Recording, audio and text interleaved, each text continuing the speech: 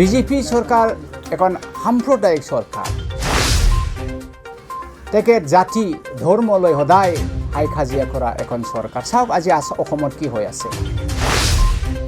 এটাৰ পাছত এটা এনকাউন্টাৰৰ পাছত এনকাউন্টাৰ দুৰ্ঘটনা সেইবোৰ গোটেই হৈ আছে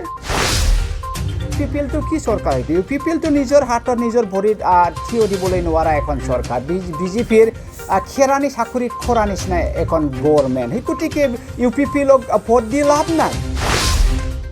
भारतनि बिसायख'थि आय'गा हादरनि गुबुन गुबुन रायजोफोरजों लोगोसे आसामावबो मोनबा बियाबनि उफ्रा बिधानसभा बिसायख'थिनि अक्ट'खौ फोसावनाय लोगो लोगो उफ्रा बिसायख'थिनि बारा गोख्रोंनिफ्राय गोख्रोंसिन बारसिननो हमदों।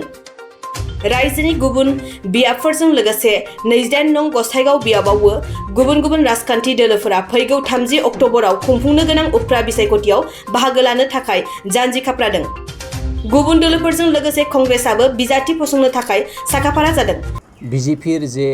মিছ শাসন মিছ ৰুল আজি সকলোৱে গম পায় আমি ইমান হাৰাশাস্তি যে হৈ আছে দিনে দিন জীৱন যাপন কৰিবলৈ বহুত টান হৈ আছে আজি সঁচাকৈ বজাৰ দোকান সব খুলি আছে কিন্তু বজাৰ দোকানত যাবলৈ বস্তু বাণী কিনিবলৈ আমাৰ লগত একোৱেই নাই এইটোৰ কাৰণে খাম দাম নাই চাকৰি বাকৰি নাই আৰু সবতে দামবোৰ বাঢ়ি গৈছে সেই গোটেই বস্তুটো আমি যদি তুলনা কৰোঁ তেনেহ'লে আমি খালি বিটিকি নহয় অসমবাসী সাৰা ভাৰতবাসীয়ে এই বিজেপিৰ শাসনৰ কাৰণে বিৰাট হাৰাশাস্তিৰ লগত আমি মানে ফেচ কৰিবলৈ বাধ্য হৈছে সেই গতিকে আমি বিটিকিবাসীক ইয়াৰ কাৰণে আহ্বান জনাবলৈ চেষ্টা কৰিছোঁ যে আজিৰ দিনত ভাল যদি সৰকাৰ আমি ক'বলৈ যাওঁ তেনেহ'লে কংগ্ৰেছ সৰকাৰেৰ বাদে বেলেগ ভাল সৰকাৰ নাহিব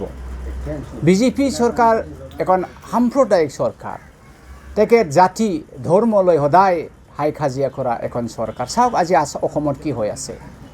এটাৰ পাছত এটা এনকাউন্টাৰৰ পাছত এনকাউন্টাৰ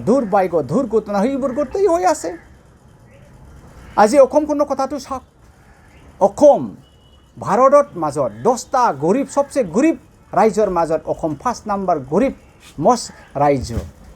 সেইকাৰণে ডেভেলপমেণ্টত কনচেনট্ৰেট নিদিয়াকৈ এতিয়া আমাৰ হিমন্ত চিফ মিনিষ্টাৰ ডাঙৰীয়া ক'ত মানে কনচেনট্ৰেট কৰি আছে সেইটো চালে আমি গম পাওঁ যে অসম উন্নতি নহ'ব বিজেপিৰ হাতত সেই গতিকে বিটিসি বাকী ৰাজ্য ৰাজা এতিয়া সজাগ হৈছে তেখেত গম পাইছে যে বিজেপিক ভোট দি লাভ নাই আৰু ইউপিপিএলটো কি সৰকাৰ হয়তো ইউপিপিএলটো নিজৰ হাতত নিজৰ ভৰিত থিয় দিবলৈ নোৱাৰা এখন সৰকাৰ বিজেপিৰ খেৰানি চাকৰি খৰা নিচিনা এখন গভর্নমেন্ট সেই গতিকে ইউপিপিএলক ভোট দি লাভ নাই বিজেপিক ভোট দি লাভ নাই আৰু যদি তেখেত কয় আমি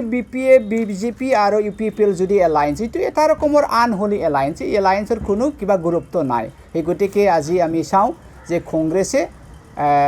এইবাৰ গোসাইগাঁও নিৰ্বাচন আৰু তামুলপুৰ নিৰ্বাচনত ভালে জয়লাভ হৈ আমি